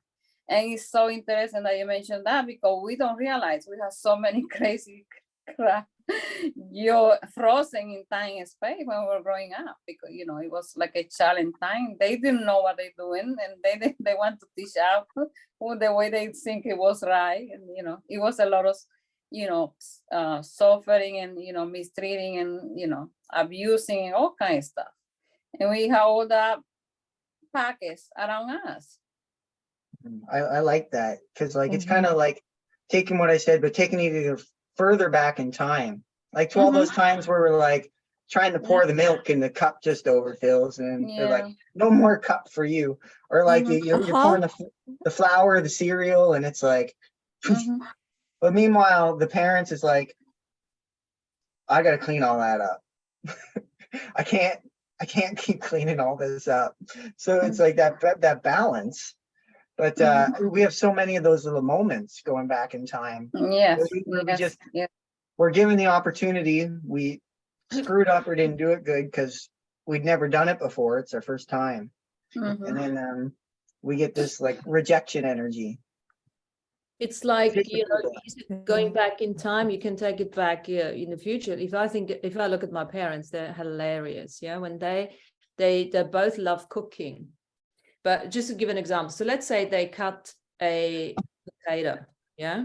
My dad would cut nice little cubes, and they're all the same. My mother, like, once, for done. We're still finding how to cut a potato, yeah? So it's like growing up like this, when you were cooking with dad, you just, when you're cooking with mom, chuck, right? Get around that. Then you have your own child, right? And, hey, Emma, can you just cut those potatoes? What are you doing?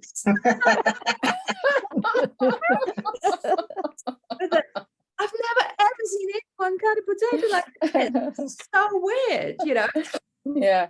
Makes you realize all of that is programming, conditioning, and in reality, I had to really many times, it was not just a potato. When she cuts something, when she cooks so differently. Because she really cook and I'm like, I have to go out the kitchen because I can't watch it. It drives me crazy.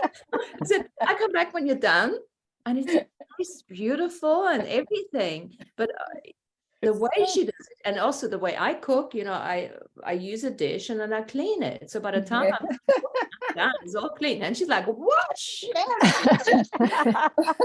Martina, that comes with experience too, And the challenge for Martina was that the mother is the one that's supposed to be very clean and very organized, and the husband is the one that make all the mess in the kitchen, and she had the opposite.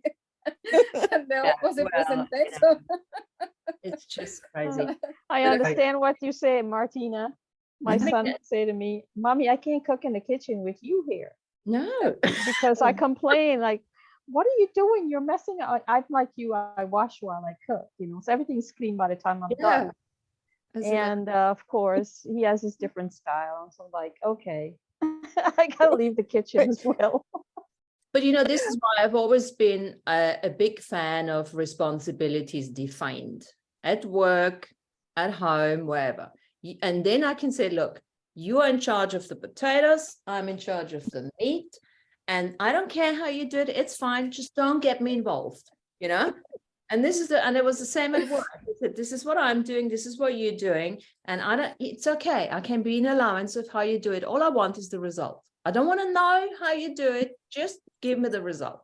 It is like giving me false triggers that aren't really triggers. But just so often we be cooking as like a young adult in the house, or you'd be cooking something because you were just responsible for cooking this one thing in the pan. That's your job.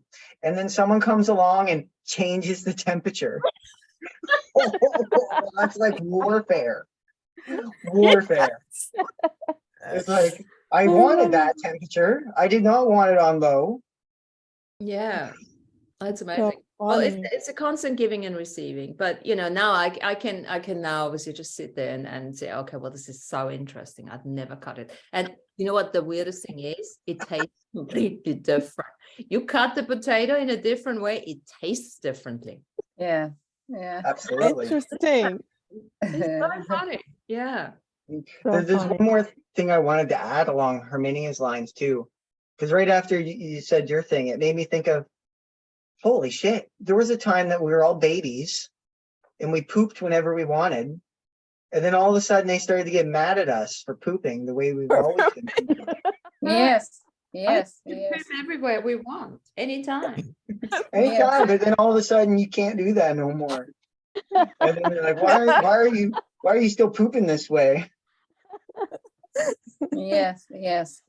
So There's true. a Now lot you're of- old there are a enough lot to of- know a lot of better. dramas. Sorry, So Tanya. receiving, let me just go back. I have a couple of notes here that I made. So we talked about I just want to say, Martina, real quick, I have to jump off, but Yeah. I just wanted to bring in some pink tourmaline for you all today. Oh, And the Pink. pink tourmaline is the energy of the gift of love. So I'm just Oh. Love giving you it. some love, some pink tourmaline That's- love today. And that's beautiful.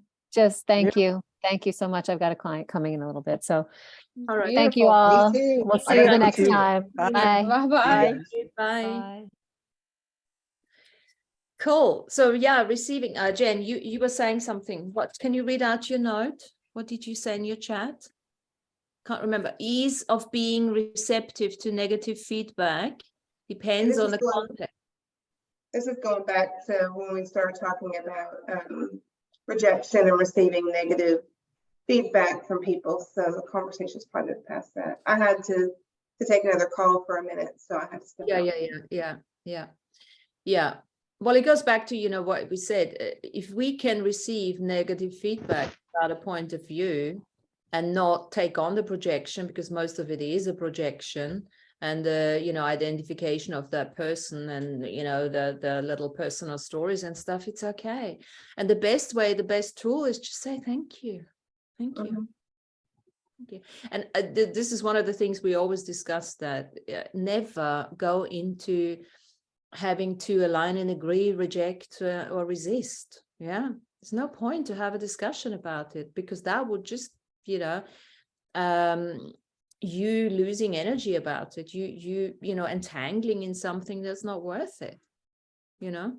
That's not yours, probably, if it's the projection. Yeah. Mhm. Most you know, what's it called, most negative feedback, or even the positive feedback, you know, we're receiving, it has nothing to do with us. This is the funny bit of it, you know, all these feedback loops, you know, we get entangled in and poison ourselves with all these toxic circles. It's got nothing to do with us. One man's great trigger freedom is in another man's invitation. Yeah. Go with the invitation to outcreate it. Sorry, Mary, go for it. No, I was just saying there's great freedom in that. Mm, Yeah. yeah. How is Mary said? I couldn't hear it. I said What? there was great freedom in not entangling with the Oh. projections, whether they're positive or negative, or whether we perceive them as positive or negative.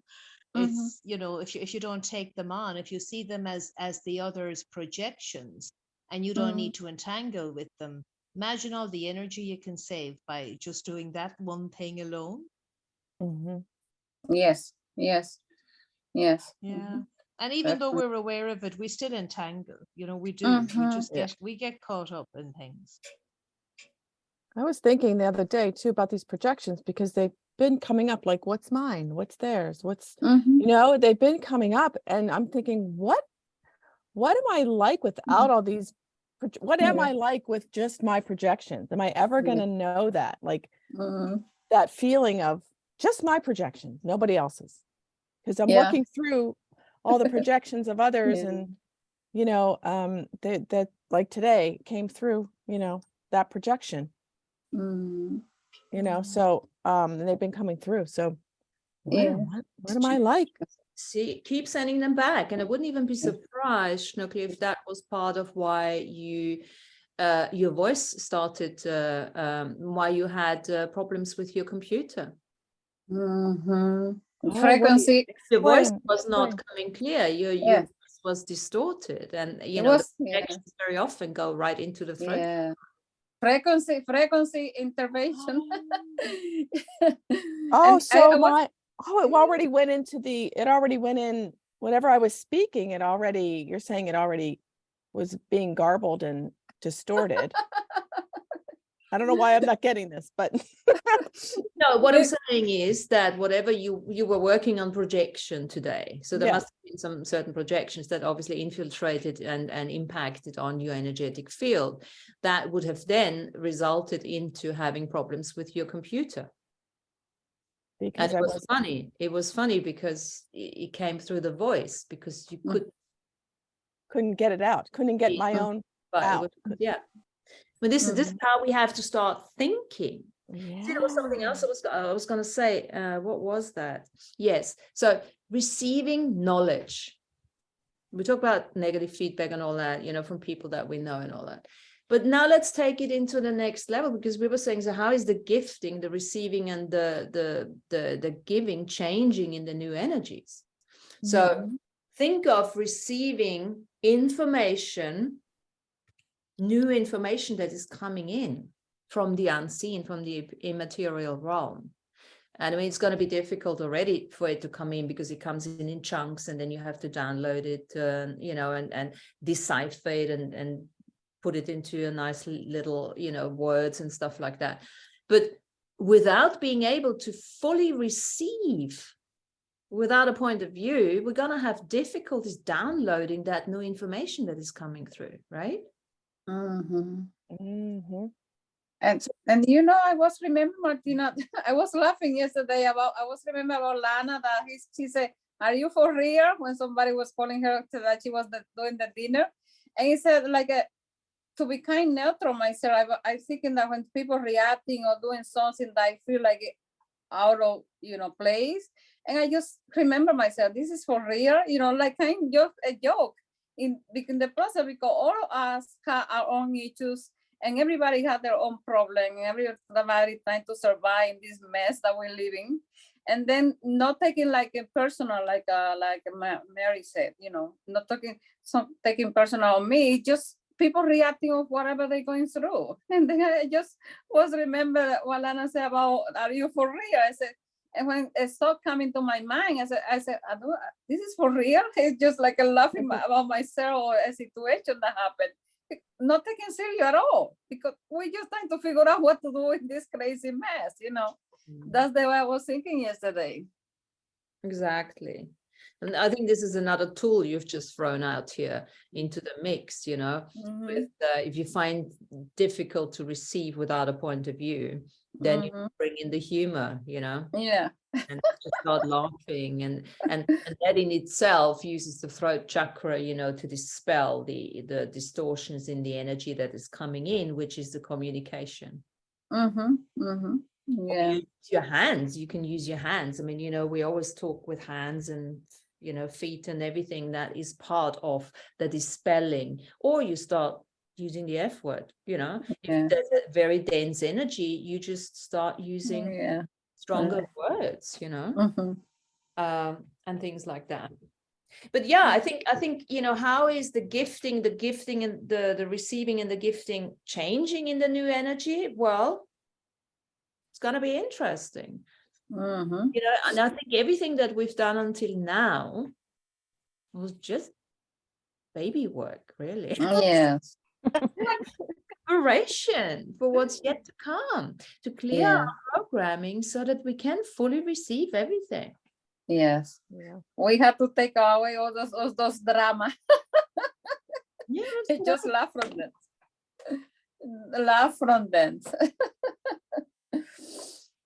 Yeah. Yeah, there was a time where I couldn't even laugh at myself.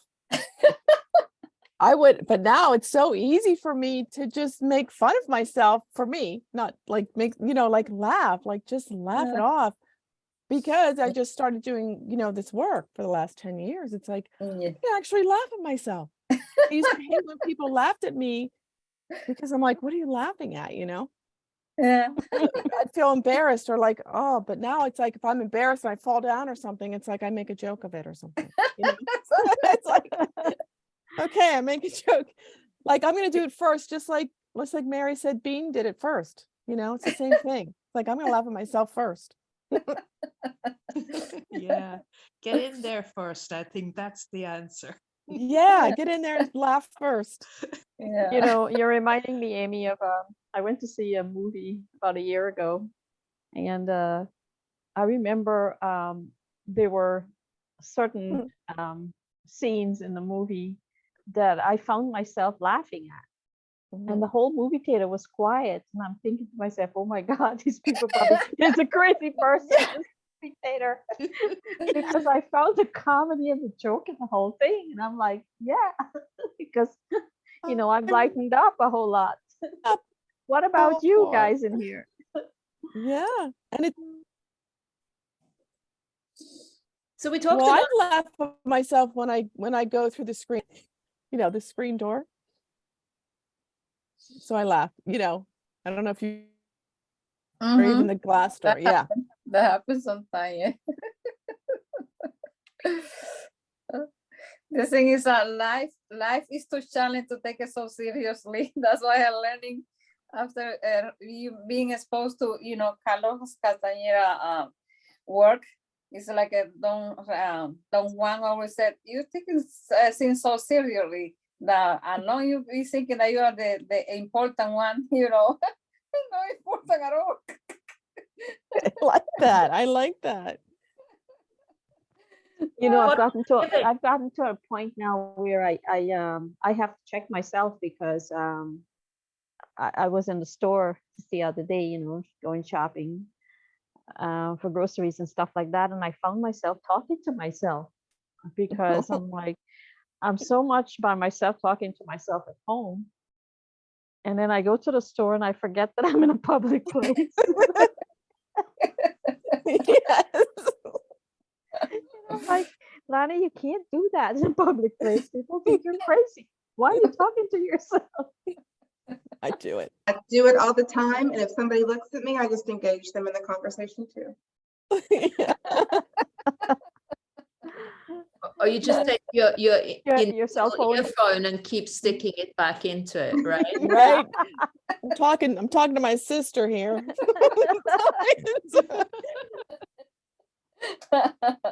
Yeah, seriously, nowadays you don't even know if you're talking to yourself or they're on their little phone. Yeah, so you don't really know. It's become a thing of like, yeah, it's okay, yeah, normal. And you thinking they are talking to you and they're talking with somebody else. Yeah, And isn't it the interesting thing is sometimes talking to ourselves is more interesting than what others have to say. Yeah. So what about, we've talked a lot about receiving. So before we finish off today, let's talk a little bit about giving. That's a big one, Martina. Let's start with giving advice. Yes. Oh. Yes. That's a big. It's a lot of problem in that one. Because we always thinking that we know more than the other one. That's a good one. Yeah. One Who's to that? avoid, I think. One to avoid. I think all our teacher, I am step back, don't unsolicited advice. I think the way I had to learn, because I was very gifted with people around me that did not like my advice, and they gave me that gift of complete and utter. it took me some time, you know, because it's like, oh my God, how can you not want to know this? This is so amazing, you know. I'm so excited, but they were not. So I had to learn to ask a question instead. Always go to the question. And definitely do not give unsolicited advice. Come on to our show. There you can talk. You have permission. Tacitly consented. When you come on here, you can give advice as much as you want. And but not when people don't want to hear it. So it's often wait for their question. And even if you already have, you know, you got about 5,000 solutions in the background to their one problem. Don't give it. Yeah. Yeah. Or That's become a so therapist. Become a therapist. That did help me a lot. Tell them hello. Come and say hello. Oh, my lovey wants to say hello. He missed you guys. He's been Aw. Come say Hello, hello. guys. Hi. How are you all? Oh, good. He said when can he come back on again? You know, he wants We to. haven't seen back him on again. sing the Rodriguez presentation. Okay, so give him a topic. What kind of topic would you like to discuss with Paul? Come, nobody can see. Oh, the Dallas Cowboys. Okay. Oh, well. You know, Well, the topic right richest there. sports franchise in the world. oh no, I think the Pittsburgh Steelers are. Hang on. Hold on. It's gotta be that. Okay, A topic. probably got that too. Is Ah! that it? Oh, Yes. Okay. Is this the Pittsburgh one? Yeah, I'm a Pittsburgh fan. Oh God. Oh, you are, Paul? Oh I my am. gosh. Anyway, Yes, guys, it was lovely to see you all and chat with you. I've got to go hang up the washing because I'm very domesticated. Oh, That's Oh, my man. well done. make sure you do it right, Paul. Very good. He's actually very good at doing the washing. Much better than I am. I wash everything. My colors go all over the place. He actually doesn't allow me to wash. I'm like, okay, you do it because I don't know how to do it. It'll work. It's only here. I didn't have it. he followed you that advice, Martina. Organizing. Yeah. No point fighting. Just receive. Happy. Giving to receive. advice. Yes. I have a question about giving. You know, I found myself kind of almost in a point of toxic giving. Like I only knew how to give and I would offer help to everybody and insert myself. And then it became my problem, right? Because they would just hand it off to me. And so the gift to myself lately has been like, if somebody really needs my help, I'll do it, but I don't just offer unless it's asked. And it kind of also occurred to me that like, as much as I enjoy helping people and giving to other people, I don't receive it very easily, but if it makes me feel good, it would make them feel good to help me or to give to me. And so seeing that as more of an equal exchange, like I had to shift my perspective on that last year. Yeah, very powerful. And I think the more you start receiving, the less you need to give. Mhm. And it's really that, because there is this need, there's a neediness behind the giving. Definitely. Yeah, which is, you know, so misunderstood because it comes from such a true kindness. And there's such a huge blind spot. I mean, when I first was called a superior bitch, I was like, what? I don't understand at all. How can you say that? Isn't that what everyone would do, you know, if you have a solution? No, people cannot receive that intensity of kindness that some people are. Yes. Then Yes. even the kindness turns toxic. Yes. Yes. People don't I wanna have know. experienced that, Martina, too. I have experienced that. Yeah. But I Yes. love when Jen said it becomes my problem then. It's so true, Jen. Because now you encased yourself in their problem and now, okay, I got to stick with them for the solution. Mhm. I mean, that's with my own kids. It's like, damn, why did I even say that? Hmm. because now I'm part of it. Now I'm in the circle of the I- solution. I have to stop myself all the time. It's like I want to stay here. I can, and then I know. I know, that was me Let me too. help with it. No. No, it's like bite your tongue, close your mouth. Yeah. Yes. Yes. As much yes, as you want to say, I'll help you. No, don't. You got, yes. because they have to What's know the that. gift in that, girls? What's the gift in that? Well, they get to own their struggle or whatever it is they're going through. They get to own it. It doesn't become yours. And we don't step in their own process, right? Right. No matter But they who it learn is. the lesson. They learn it. And If what's we the do gift it for them, they're not learning the lesson. and what's the absolutely and what's the gift for you? I get my time to do what I want to do. To save And I my don't energy. get enmeshed in a mess. Yeah. I Save think the my gift in it energy. Sorry. I had a big Go on. challenge with that one because I always was jumping to see who need help. And I always was a struggle to myself to survive because I always just in the helping mood.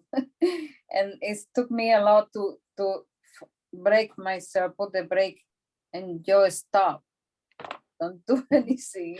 You know, it was like grabbing myself because my impulse was just reacting to everybody need. It was crazy. It took me a lot of years to overcome that. That's a big one challenge. And you know In that my case.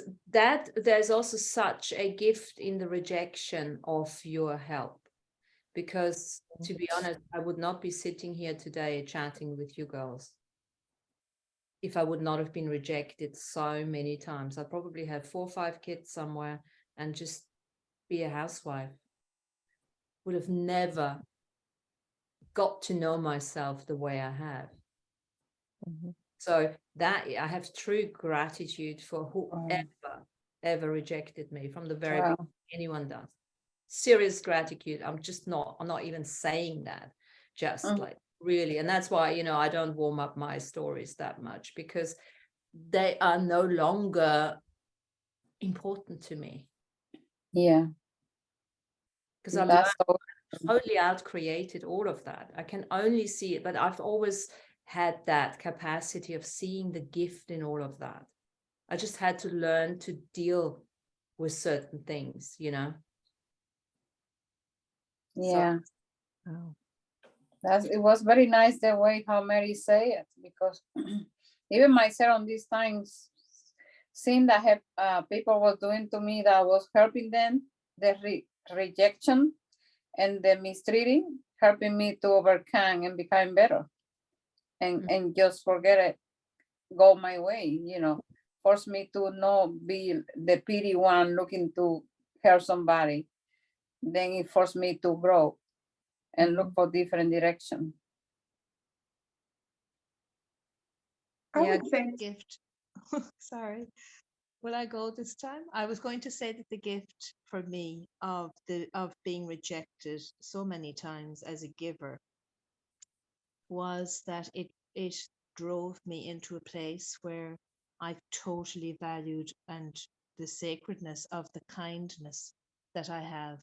And I really didn't ever value that. I just gave it away and threw it away, and I couldn't give it away enough. And I didn't value it at all. And by people showing me that they had enough really of the giving, it actually forced me back into look at what I had and what I was doing. And it was I think one of the biggest gifts actually that I've received in my life, that gift of receiving my own kindness, my own generosity, and my own willingness still to give. And I'll always be a giver, but I value what I give more now to myself and to others. Mm, Beautifully said. that's beautiful.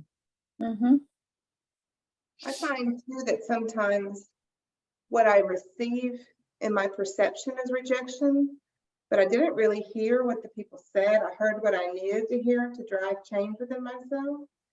So once I get past that point where I've made an adjustment and I look back on it, just pulling myself out of the emotion of it and just looking at what actually transpired, wasn't even rejection. I heard what I needed to hear to get where I needed to go. That's that thing of swapping the imagination with attention, being really present. Yeah. It's a lot of distortion in memories. I mean, you really, Yeah. the things that are the most painful memories, to go back and look at them, pull yourself out of the body so you can look at it without the emotion. In my case, a lot of them aren't really even how I remembered them. And so I'm able to shift out of that, I don't know, that trauma or that moment that affected me so much. Yeah. Because once you unhook, you just unhook the emotion that is attached to the story, to the event, as soon as you do that. But this is the journey of the ascending master, because we can't take those emotions with us. Nothing wrong with emotions as such, but not with those highly charged, polarized ones. We can't take them with us because they're going to hold us back. And I was just writing the other day, I said, what would your emotion want to feel like? Yeah. Wow. Because, we only look at one side. It's like, as soon as I ask myself, what would your emotion want to feel like? I'm like, oh my God, poor little emotion. You don't want to. I remember, Martina, when I started training as a therapist, that was one of the first things that we were kind of focusing on. What does the emotion need? What does the emotion want to say? And it was really interesting because we don't actually pay that much attention to the emotion, that we look at what it needs and what it wants to say. And actually, once it gets that space where it says what it wants to say or what it needs, then it dissolves, no matter what the emotion. It's gone. It just needed that recognition. So that's what it needs. Oh, recognize me. I'm here. I'm feeling angry or feeling whatever. All I want is you to recognize that I'm here. So those are aspects then? Those emotions? It depends on the intensity. If that is an emotion that has been going on, like an anger, for instance, that just accumulates and amalgamates more and more and more, it can turn into a demon. But, if it's not everything is a shot, there's a distinction within. It's get more difficult the more you've accumulated the same emotion and added and added and added. But it could just be, and Amy, as you know, it's like most of them is just something you've picked up from the quantum field and made your own. It's not you fucking yours. This is the problem. We identify with everything. We make it bloody personal. It's not. It's flying around. It's like, look at it just now. Look at all these emotions flying around here, like little sperm.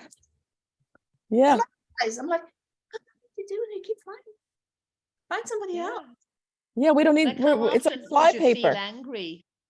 How often would you notice you're feeling angry for no reason, and you think, well, what's that about? Where did that come from?